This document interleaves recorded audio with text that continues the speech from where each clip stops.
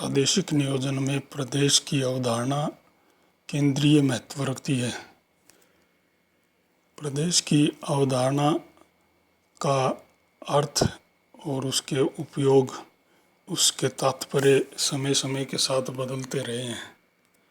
आज हम इसी संदर्भ में प्रदेश की बदलती अवधारणा की चर्चा करेंगे, जो कि भूगोल की एक मुख्य अवधारणा है।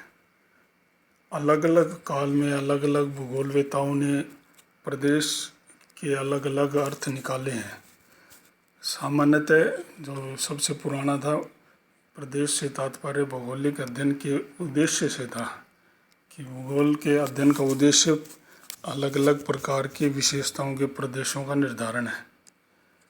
उसके बाद भौगोलिक अध्ययन की विधि के एक तत्व के रूप में प्रदेश का प्रयोग किया गया और पिछले वर्षों दशकों में एक ज्ञान के सिद्धांत के रूप में, थ्योरी ऑफ नॉलेज के अवयव के रूप में भी इसे देखा गया है। तो ये तीन रूपों में प्रदेश की अवधारणा अलग अलग समय में काम में ली जाती रही है और तीनों अवधारणाएं अब भी एक साथ भी काम में ली जाती हैं, अलग अलग मान्यता या विचारधारा के जो भूगोलवेता हैं उनके द्वारा।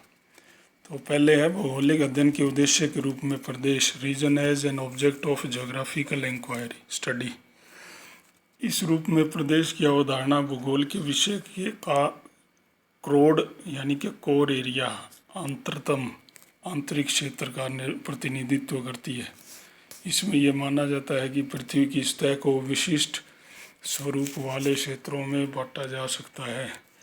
विभिन्न क्षेत्रों का यह विशिष्ट स्वरूप तथ्यों एवं घटनाओं के जटिल प्रारूप और साहचर्यों के कारण उत्पन्न होता है कि विभिन्न प्रकार के भौगोलिक तथ्य हैं और भौगोलिक घटनाएं हैं, वो जटिल रूप में अलग आपस में अलग अलग प्रदेशों में अलग अलग ढंग से आपस में जुड़ी होती है।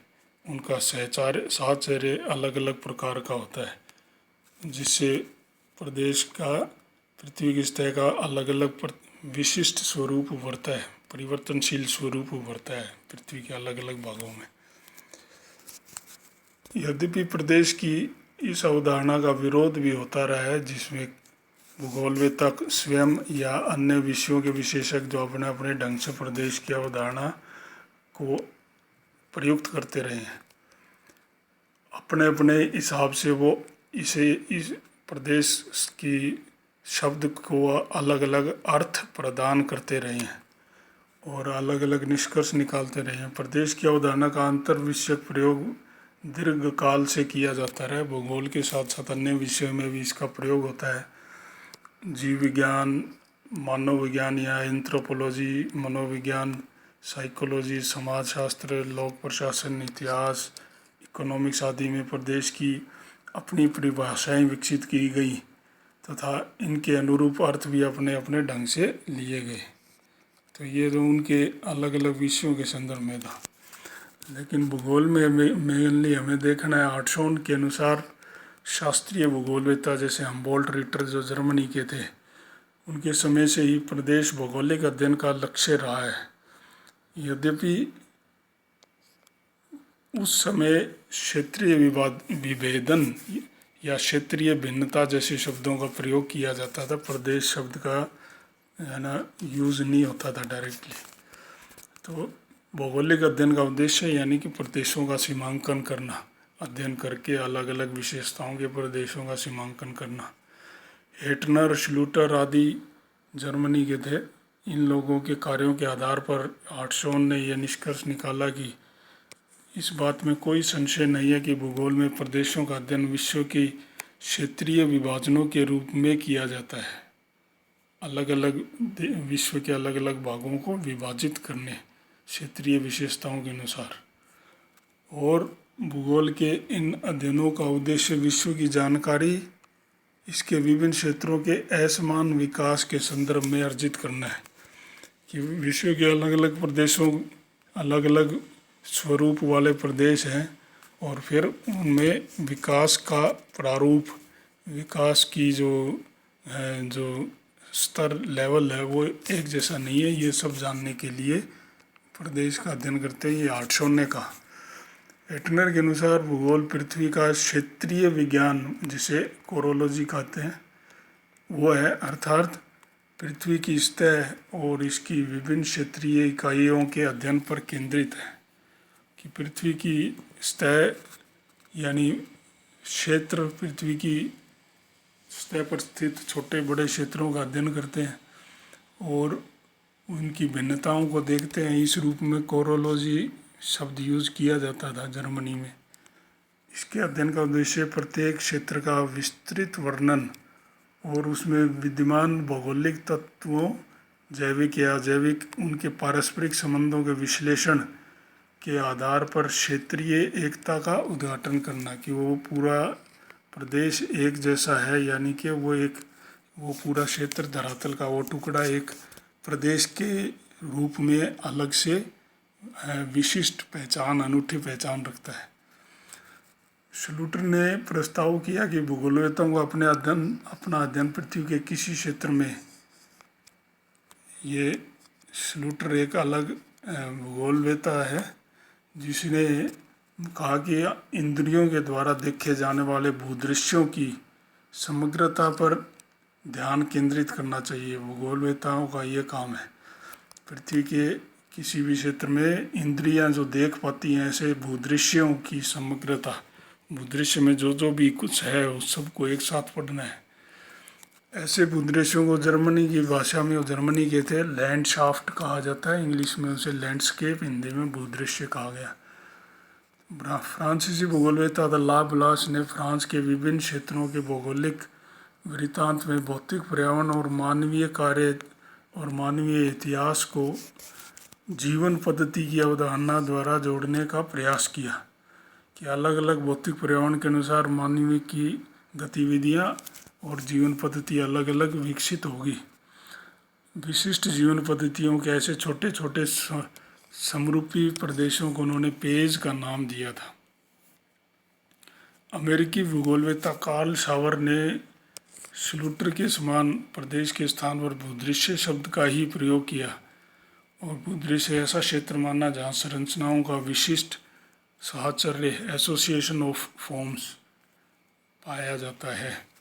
अलग अलग मानवीय प्राकृतिक भौगोलिक तथ्य जो हैं वो अलग अलग ढंग से आपस में अंतर संबंधित हैं, इसलिए अलग अलग प्रकार के भूदृश्य बनते हैं। चाहे भूदृश्य की संकल्पना हो या प्रदेश की संकल्पना हो, काफ़ी हद तक समानता रखती हैं। प्रदेश की हार्टशोन की अवधारणा में किसी प्रदेश की न्यूनतम एक आधार या कसौटी पर समानता या समरूपता का लक्षण पाया जाता है। कम से कम एक भौगोलिक तथ्य की समरूपता उसमें पाई जाएगी। यह समरूपता दो तरह से देखी जा सकती है: भौगोलिक तथ्यों की आकार या स्वरूप, या मानवीय आर्थिक या अन्य कार्य या गतिविधियाँ। तो इस आधार पर दो तरह के प्रदेश बनते हैं, हम जानते हैं। एक जिसे स्वरूपी प्रदेश बोलते हैं, फॉर्मल रीजन भी कहते हैं।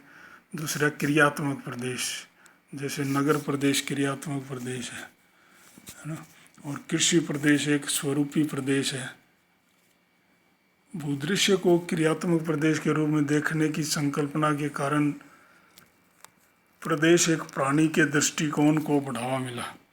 कि जैसे प्राणी जीवित है, गतिशील है, ऐसी भूदृश्य को क्रियात्मक प्रदेश के रूप में देखने का ये है ना प्रभाव भी पड़ा कि प्रदेश एक प्राणी की तरह देखा जाना लगा। ऐसे भी अध्ययन किए गए। एक विधि के रूप में प्रादेशिकरण ने, यानी कि प्रदेश, उप प्रदेशों के और छोटे प्रदेश, तो इस प्रादेशिकरण की उपयोगिता प्रादेशिक नियोजन के क्षेत्र में भी सिद्ध कर दी है। प्रादेशिक नियोजन में प्रादेशिकरण आवश्यक होता है। अलग अलग विशेषताओं के प्रदेश बनाते हैं ताकि उनका विकास किया जा सके। तो ये एक था भूगोल का अध्ययन का उद्देश्य, प्रदेशों का निर्धारण, अलग अलग अनूठे प्रदेशों का निर्धारण। तो भूगोल के अध्ययन के उद्देश्य के रूप में प्रदेश की संकल्पना थी। दूसरा है विधि तंत्र के अभ्यास के रूप में प्रदेश, मैथोलॉजी, प्रदेश भौगोलिक अध्ययन की विधि का माध्यम था। तो ये विधि तंत्र शब्द मैथोलॉजी ज्ञान का ऐसा सिद्धांत है जिससे ज्ञान को संगठित करने की, प्राप्त करने की, संगठित करने की जानकारी मिलती है, उसे मैथोलॉजी कहते हैं। यह विशेष रूप से व्याख्या को व्यक्त करने अथवा किसी सिद्धांत को संगठित करने का खाका प्रदान करता है। और मेथड या विधि से मैथोलॉजी अलग होती है। विधि वो है जो कि विधि तंत्र के अनुप्रयोग में काम आने वाला उपकरण है। विधि तो उपकरण है विधि तंत्र का। सभी विषयों में पिछली यानी 20वीं सदी में के मध्य से लेकर मुख्य विधि तंत्र किसी न किसी प्रकार का सकारात्मकवाद, पॉजिटिविज्म था। इसमें यथार्थ को तत्वों या घटनाओं या कार्यक्रम, इवेंट्स के ऐसे संसार के रूप में देखा गया जो न्यूनाधिक नियमितता के साथ देश और काल में पुनरावृत्ति दिखाते हैं। कि भौगोलिक तथ्य, भौगोलिक घटनाएं वगैरह भूगोल के संदर्भ में देखें तो भौगोलिक तथ्य और घटनाएं ऐसे जो एक नियमितता के साथ किसी क्षेत्र में और है ना किसी निर्धारित अवधि में अपनी पुनरावृत्ति दिखाती हैं, है ना, बार बार वही प्रारूप दिखाती हैं। यथार्थ को यहाँ किसी सिद्धांत के रूप में समझाया जाता है ना, सकारात्मकवाद के अधीन किसी सिद्धांत के द्वारा यथार्थ को समझाने की कोशिश होती है। तो यह सिद्धांत सामान्यीकरण, जनरलाइजेशन और जनरलाइजेशन पर आधारित नियमों का प्रयोग करता है। इस कार्य को संपन्न करने के लिए किसी प्रकार की वर्गीकरण योजना की आवश्यकता रहती है। इस विधि तंत्र के प्रयोग से भूगोल में सांख्यिकीय क्रांति का सूत्रपात हुआ। सकारात्मकवाद का सांख्यिकीय क्रांति से गहरा संबंध था, हम जानते हैं। तो किसी क्षेत्र में विभिन्न भौगोलिक तथ्यों की पाया जाना वो पुनरावृत्ति करता है, वो एक नियमितता के साथ उसका वितरण होता है।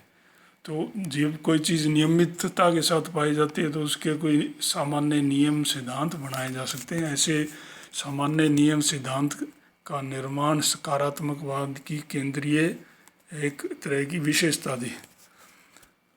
ये आर्टशॉन जैसे भूगोलवेताओं द्वारा प्रतिपादित प्रदेश की संकल्पना से एकदम भिन्न था।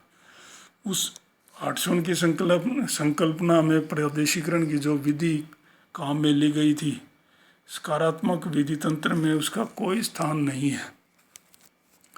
क्योंकि आर्टशॉन का प्रदेश अपने आप में क्या था, अनूठा था। जो एक प्रदेश जो एक प्रदेश और दूसरे प्रदेश सब भिन्न भिन्न विशेषताओं से युक्त होते हैं, यानी कि अनूठे होते हैं। तो वो इसलिए उनकी पुनरावृत्ति संभव ही नहीं है। एक प्रदेश एक ही प्रकार का या अनूठा विशिष्ट होता है, जबकि पुनरावृत्ति सकारात्मकवाद की बुनियादी ज़रूरत है। सामान्यीकृत नियमों, सिद्धांत है ना के निर्माण के लिए। तो सकारात्मकवादी विधि तंत्र में प्रदेश की अवधारणा में इसलिए क्रांतिकारी परिवर्तन आ गए। प्रदेश अब एक उपकरण बनकर रह गया, वो उद्देश्य नहीं था कि अलग अलग प्रदेशों का निर्धारण भूगोलिक अध्ययन का उद्देश्य नहीं था। वो एक उपकरण बन गया जो विभिन्न तरीकों से सकारात्मकवादी आवश्यकताओं की पूर्ति करता है ना, उद्देश्य नहीं रह गया था।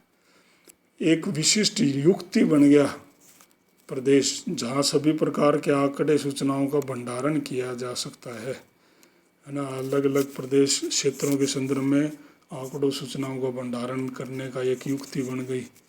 एक तो यही उसी का विधि तंत्रात्मक उपयोग यही किया गया प्रदेश का। दूसरा है प्रदेश सकारात्मकवाद की एक अन्य आवश्यकता अर्थात वर्गीकरण की भी पूर्ति करता है। बुंगे के अनुसार, एक विद्वान था, क्षेत्रीय विभेदन भी वर्गीकरण का एक रूप है जिसे क्षेत्रीय वर्गीकरण कहा जा सकता है। प्रादेशिक तंत्र भी एक प्रकार का वर्गीकरण तंत्र ही है। तो वो वर्गीकरण, क्षेत्रीय वर्गीकरण के किन्हीं भौगोलिक तथ्यों के अध्ययन में क्षेत्रीयता के अनुसार जो वर्गीकरण करने के लिए है ना उसका प्रयोग किया गया विधि तंत्र में। ये एक दूसरी विशेषता थी। तीसरा, इस विधि तंत्र में व्याख्या की आवश्यकता की पूर्ति क्रियात्मक प्रदेशों के प्रयोग द्वारा की गई। एक कार्यात्मक प्रदेश की विभिन्न अवस्थितियों की व्याख्या, जो एक क्रियात्मक प्रदेश है फंक्शनल रीजन, उसकी जो विभिन्न अवस्थितियाँ लोकेशंस हैं, उनकी व्याख्या विभिन्न स्थानिक यानी स्पेस से जुड़ी अवधारणाएं, जैसे जो ज्योमेट्री से संबंधित भी हैं, जैसे गति यानी मूवमेंट, बिंदु या केंद्र जिसे नोड बोला गया, और नोड या केंद्रों को मिलाने वाली रेखाएं जिन्हें जाल या नेटवर्क बोला गया, और ऐसे विभिन्न जालों से घिरा हुआ कोई क्षेत्र हो जाए तो उसको सतह बोला गया। तो ये सारी ज्योमेट्री की भाषा यूज़ की गई सकारात्मकवाद में। तो विभिन्न अवस्थितियों की व्याख्या ऐसी स्थानिक अवधारणाओं के द्वारा, ज्योमेट्रिकल कॉन्सेप्ट्स अवधारणाओं के प्रयोग के द्वारा की गई। कार्यात्मक प्रदेश की पूर्ण व्याख्या के लिए अवस्थितिपरक सिद्धांत या लोकेशनल थ्योरी का प्रयोग किया गया, जिसमें ज्योमेट्री के इन कॉन्सेप्ट्स का, इन अवधारणा संकल्पनाओं का प्रयोग होता था। तंत्र उपागम की विधि के अनुसार प्रदेश को एक पारिस्थितिक तंत्र के रूप में भी देखा गया। विधि है ना, तंत्र, विधि तंत्र, अध्ययन की एक विधि के रूप में प्रदेश का उपयोग हो रहा है। तो ये भी एक तरीका था, इसमें सिस्टम्स अप्रोच बोलते हैं, जिसे तंत्र उपागम विधि के अनुसार।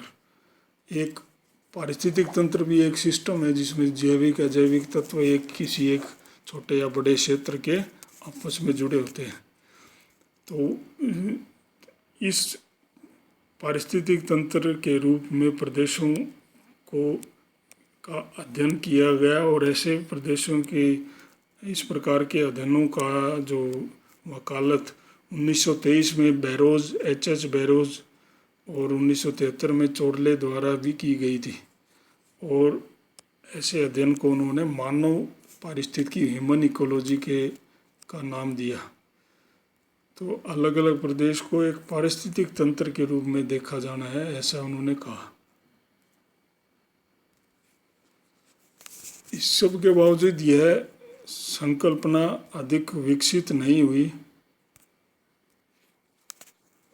पारिस्थितिक तंत्र के अध्ययन के रूप में प्रदेशों को, क्षेत्रों को पारिस्थितिक तंत्रों के रूप में देखना ज़्यादा आगे नहीं बढ़ पाया।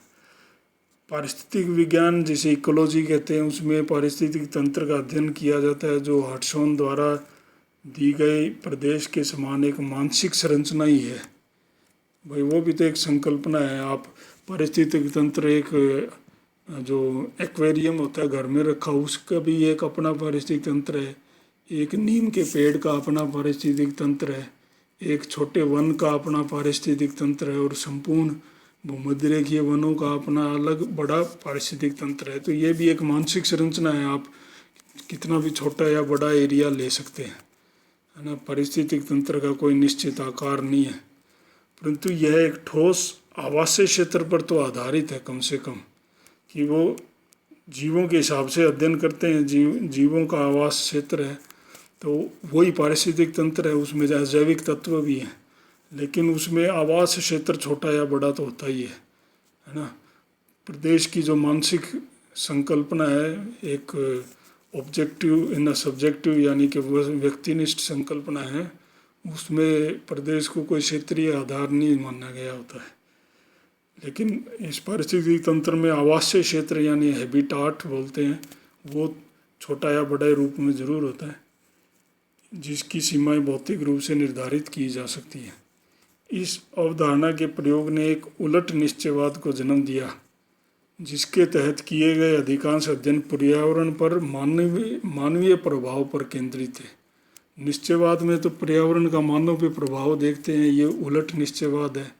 पारिस्थितिक तंत्र पर मानव का क्या प्रभाव पड़ा है, ये ह्यूमन इकोलॉजी में हम देखते हैं। एक अन्य संशोधन के रूप में आवासीय क्षेत्र को मानव द्वारा अवबोधित पर्यावरण भी माना गया, कि मानव अपने चारों ओर जहाँ वो रहता है उसके आसपास के जो पर्यावरण है वो वैसा नहीं होता जैसा वो अपने आप में है। जैसा मानव उसको समझता है, देखता है, उसका दृष्टिकोण जैसा है वैसा वो होता है।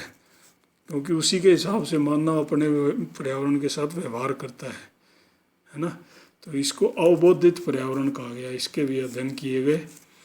सकारात्मकवाद के अंतर्गत प्रदेश की अवधारणा के नए ढंग के प्रयोग के बावजूद प्रदेश की अवधारणा के प्रादेशिकरण की विधि के रूप में पूर्ववर्ती प्रयोग को पूरी तरह से नहीं त्यागा गया है।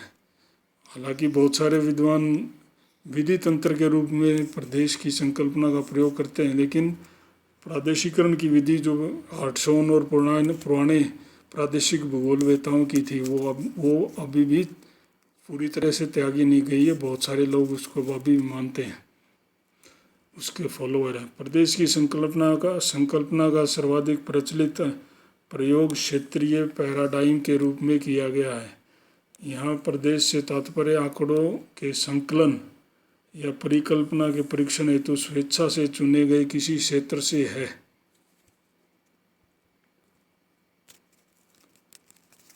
फिर तीसरी जो संकल्पना है वो है एक द्वंद्वात्मक संबंधपरक संरचना के रूप में प्रदेश, यानी कि मार्क्सवादी भूगोल जिसे कहते हैं।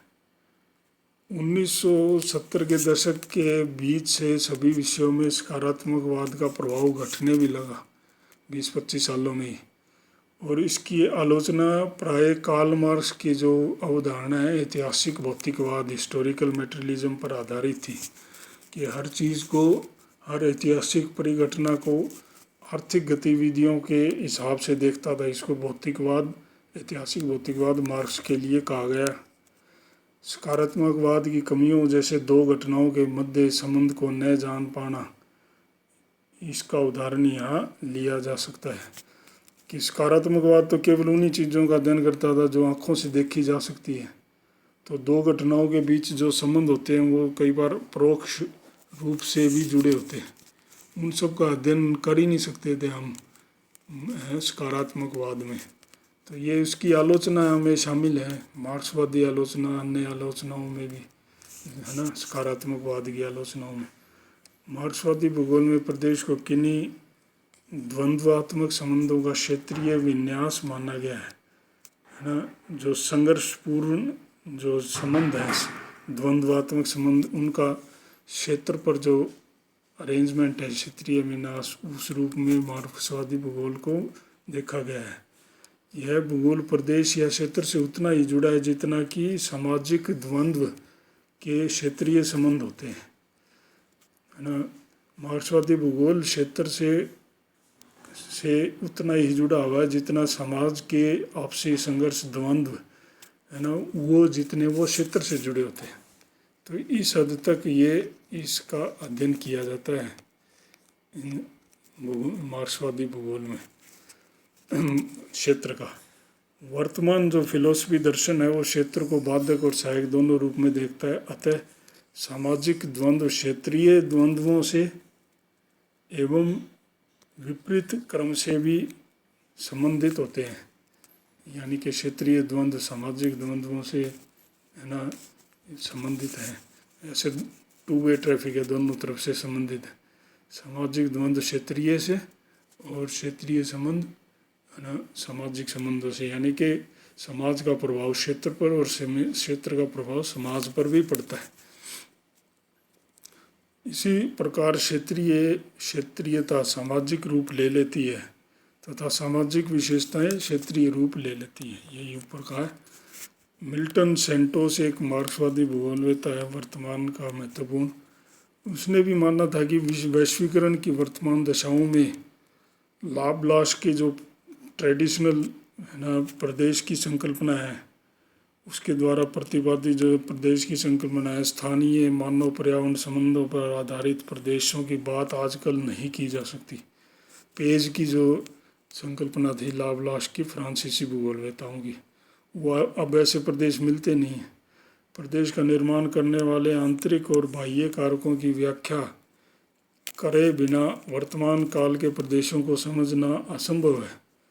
प्रादेशिक विश्लेषण को विकसित विस्तृत करने के लिए उन्होंने भूगोल तथा प्रादेशिक अध्ययनों में समग्रता के समावेश की बात कही, जिसमें संरचनाओं का अध्ययन, प्रक्रियाओं का अध्ययन, कार्यों का अध्ययन, प्रकार फंक्शंस और स्वरूपों का अध्ययन सभी को शामिल किया गया। वैश्विक अर्थव्यवस्था की वर्तमान दशा में प्रदेश ऐसा जीवंत यथार्थ नहीं रहा है जिसकी अपनी आंतरिक सुसंगति हो, कोहेरेंस हो, सुसंगतता हो, है ना। अंदर जुड़ा हुआ है कोई प्रदेश है, आजकल रहा नहीं है। वैश्विक अर्थव्यवस्था में सभी प्रदेश अंतर्राष्ट्रीय बाह्य प्रभावों से जुड़े हुए हैं। तो मुख्यतः बाह्य यानी विदेशी कारकों द्वारा परिभाषित होने के कारण इन प्रदेशों की सीमाएं हमारे द्वारा निर्धारित कसौटियों के अनुसार बदलती हैं। इसलिए प्रदेश का कोई अपना अस्तित्व स्वतंत्र रूप से नहीं होता है। जैसा हम कार्य करते हैं, जैसे फैसले लेते हैं, वैसे प्रदेशों पर उनके प्रभाव पड़ते हैं, क्योंकि सभी प्रदेश अंतर्राष्ट्रीय रूप से जुड़े हुए हैं। किसी प्रदेश को दो प्रकार के तर्क के द्वंद्व का प्रतिफल माना गया है। दो प्रकार के तर्कों के बीच संघर्ष का प्रतिफल। प्रथम, कार्य के प्रत्येक प्रादेशिक विभाजन से उत्पन्न आंतरिक व्यवस्थाएं, जो कि मुख्यतः प्रत्येक प्रदेश के ऐतिहासिक निर्माण, हिस्टोरिकल फॉर्मेशन का परिणाम होती है। कि अलग अलग प्रदेश में अलग अलग प्रकार के कार्यों का विभाजन हो गया। कोई प्रदेश कृषि की दृष्टि से विशेषीकृत है, कोई औद्योगिक दृष्टि से है, कोई अन्य आर्थिक गतिविधियों से केस में स्पेशलाइज्ड है। तो ये प्रदेशों का कार्य है विभाजन। दूसरा, अधिकाधिक तीव्र बाह्य कारकों, बाह्य एक क्षेत्र से बाहर के, देश से बाहर के कारक, जैसे मानक या नॉर्म्स, सूचना प्रवाह, पूंजी, वस्तु, निवेश आदि प्रभावों के रूप में दिखाई पड़ता है। तो आंतरिक विशेषताएं और बाह्य विशेषताएं। अधिकांश आंतरिक व्यवस्थाओं को सेंटोस ने क्षैतिजताओं यानी हॉरिजॉन्टलिटीज़ का नाम दिया, आंतरिक विषय, और बाह्य कारकों को ऊर्ध्वाधरताओं का नाम दिया, वर्टिकलिटीज़। एक प्रदेश को आधुनिकताओं अर्थात ऊर्ध्वाधरताओं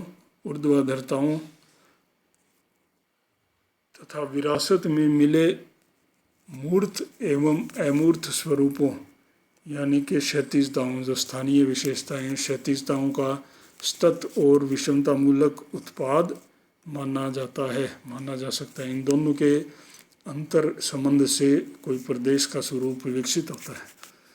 प्रदेश की वर्तमान परिभाषा जैविक एकता पर आधारित प्रदेश की पुरानी परिभाषा से काफ़ी अलग है। आजकल के प्रदेश संगठनात्मक एकता पर आधारित हैं, जो क्रियात्मक रूप से आपस में जुड़े हैं। एक प्रदेश दूसरे प्रदेश से लेन देन के संबंध रखता है, क्रियात्मक, वो संगठनात्मक एकता के द्वारा प्रदेश, है ना, सीमांकित होते हैं, निर्धारित होते हैं। ऐसे प्रदेश इसलिए मौजूद हैं क्योंकि वे ऐसी संगठनात्मक व्यवस्थाओं द्वारा आरोपित हैं जो दूर देशों की उत्पत्ति वाले कारणों पर आधारित संगठनिक एकता उत्पन्न कर देते हैं। तो कारक जो है एक प्रदेश की विशेषताओं को निर्धारित करने वाले, वो विदेशों में भी हैं, कुछ स्थानीय हैं और विदेशी, दोनों मिलकर बनाते हैं। ये संगठनात्मक व्यवस्था ही विभिन्न उपक्षेत्रों के अस्तित्व और परिभाषा के आधार बन जाती हैं। मार्क्सवादी भूगोल में प्रदेश की अवधारणा यथार्थवाद के दर्शन पर आधारित है, जिसे रियलिज्म बोलते हैं। इसके अनुसार क्षेत्रों के बिना, स्पेस या क्षेत्रों के बिना घटनाएं या तत्व नहीं पाए जा सकते। घटनाएं कहाँ होंगी? वो स्पेस में ही होंगी। तो ये यथार्थवाद ऐसा मानने वाला विज्ञान है। क्षेत्र एक ऐसे पात्र के समान है जिसमें घटनाएं निहित होती हैं, तथा क्षेत्रों में अंतर इसलिए पाया जाता है क्योंकि इनमें निहित तथ्यों में अंतर होता है। कोई भी प्रदेश क्षेत्र, काल और घटनाओं की परस्पर संबंधित संरचना है। कोई प्रदेश में उसकी धरातलीय आधार है और वो समय है, समय के अनुसार उसका स्वरूप विकसित होता है और वहाँ कुछ घटनाएं या कार्य संपन्न होते हैं। भूगोलविदों का कार्य अवस्थितियों तथा उन्हें उत्पन्न करने वाली क्रियाविधि मैकेनिज्म का वर्णन करना है कि कौन कौन सी अवस्थिति पर कौन कौन से क्रियाविधि या मैकेनिज्म के द्वारा, है ना, कौन सी अवस्थिति की विशेषताएं कैसी बनी, किसी स्थान की विशेषताएं कैसी बनी, किसी क्षेत्र की विशेषता कैसे विकसित हुई। अगर भूगोल यह वर्णन कर सके कि किन दशाओं में कौन सी अवस्थिति परक संरचनाएं कौन से परिणाम देंगी और कैसे, तो यह अत्यंत उपयोगी बन सकता है कि इस अवस्थिति पर इस प्रकार की अगर संरचनाएं हैं तो वहाँ का क्या परिणाम होगा। अगर ऐसी प्रेडिक्शन कर सके तो भूगोल को उपयोगी बनाया जा सकता है। तो प्रदेश की यथार्थवादी अवधारणा के प्रयोग द्वारा कुछ पारिस्थितिकीय आपदाओं से बचा जा सकता है, जैसे चक्रवात कि वो किस अवस्थिति पर उत्पन्न हुआ और किस दिशा में जाएगा, किस दिशा से गुजरेगा आमतौर पर, और उसका कहाँ नुकसान होने की आशंका है, वहाँ उसके लिए फिर उस तदनुसार उसकी तैयारियां की जा सकती हैं आपदाओं से बचने के लिए। तो इस प्रकार भूगोल की बदलती अवधारणा में हमने भूगोल की प्राचीन प्रादेशिक उद्देश्य के अध्ययन के उद्देश्य के रूप में प्रदेश का स्वरूप, यानी कि क्षेत्रीय भिन्नता के रूप में प्रदेश का स्वरूप, अलग अलग प्रदेशों की सीमांकन के रूप में अध्ययन के यही उद्देश्य था। उस रूप में प्रदेश की अवधारणा सबसे पहले आई। फिर 20वीं शताब्दी के बीच में वो विधि तंत्र के रूप में प्रदेश का प्रयोग, इस संकल्पना का प्रयोग किया जाने लगा कि, है ना, अध्ययन की विधि में प्रदेश का प्रयोग हुआ। प्रदेश अपने आप में अध्ययन का अंतिम उद्देश्य नहीं था अध्ययन। और फिर उसके 20-25 साल बाद मार्क्सवादी भूगोल आया। मार्क्सवादी भूगोल में प्रदेश को द्वंद्वात्मक संबंधपरक संरचना के रूप में देखा गया। ये मार्क्सवादी भूगोल में प्रदेश वहाँ तक फैला होता है जहाँ तक अर्थव्यवस्था का प्रसार होता है, क्योंकि मार्क्सवादी भौतिकवादी थे। यहाँ भौतिकवादी मतलब आर्थिक गतिविधियों पर आधारित हर चीज़ की व्याख्या करते हैं। इस प्रदेश के पीछे क्षेत्रीय द्वंद्ववाद कार्य करता है। क्षेत्रीय द्वंद्ववाद का परिणाम होता है वहाँ प्रदेश का स्वरूप कैसा होगा। तो जैसा अभी ऊपर बताया, क्षेत्रीय द्वंद्ववाद दो तरह की शक्तियों के कारण कोई क्षेत्र का स्वरूप उभरता है, आंतरिक शक्तियाँ और बाह्य शक्तियाँ। मार्क्सवादी भूगोल यथार्थवाद के दर्शन पर आधारित है, जो कि यथार्थ के स्वरूप को विज्ञान के प्रभाव के स्वरूप से जोड़ने वाला एक कंप्लीट फिलॉसफी, दर्शन, वैश्विक दृष्टिकोण है।